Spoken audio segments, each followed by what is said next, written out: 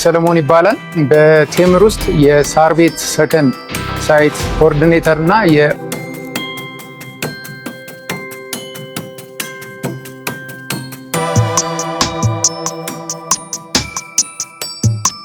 ኦኢንዶ ፕሮጀክት ኮኦርዲኔተር ነኝ።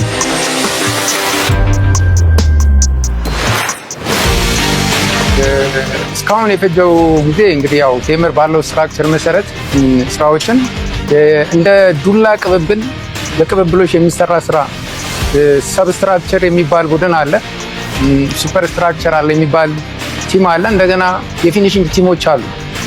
እኛ ሱፐር ስትራክቸር ቲም ከተቀበልነው 1 ዓመት አካባቢ ያለ ጊዜ ነው ከግራውንድ በላይ ያለው።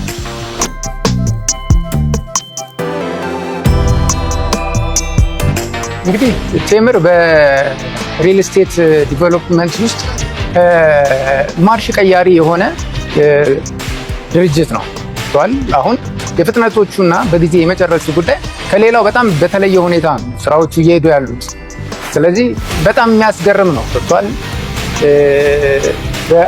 በ6 ወር እኛ ከመጣም በ6 ወር ወደ 11 ፍሎሮችን ሞልተናል።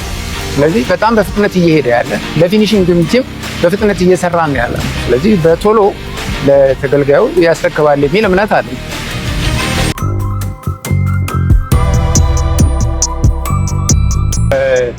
ይህንን የረዳን በፍጥነት እንድንሄድ የቴምር አደረጃጀቱ ነው፣ ዋናው ስትራክቸሩ ነው።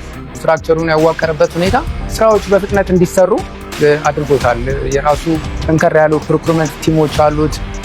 ሁሉም ድጋፍ ሰጪዎች በአጠቃላይ የዕቃ አቅርቦት ፍጥነት ያለው ነው። ስለዚህ የምንጠቀማቸው ስካፎልዲንጎች የተሻሉ ናቸው፣ ጥራታቸውን የጠበቁ ናቸው። ስለዚህ እነዚህ ነገሮች ተደማምረው ፍጥነት እንዲኖር አግዞናል።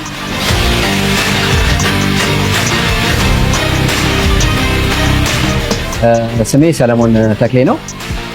በቴምር ፕሮፐርቲ ውስጥ የፊኒሽንግ ዲፓርትመንት ዳይሬክተር።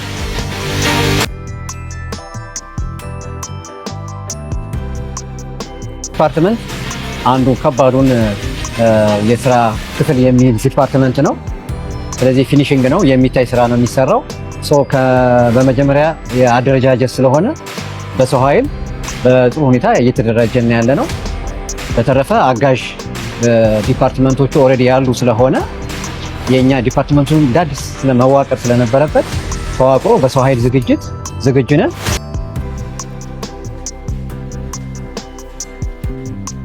የፊኒሽንግ ስራው ከአብዛኛው ከማርኬቲንግ ጋር የሚያያዝ ከክፍያ ተርሞች ጋር የሚያያዝ ቢሆንም ቴምር ትሬዲንግ ካለው ኮሚትመንት አንጻር ቶሎ አጠናቆ እንደ ሾኬዝም ስለሚፈለግ በአጭር ጊዜ ይጠናቀቃል ተብሎ ይታሰባል።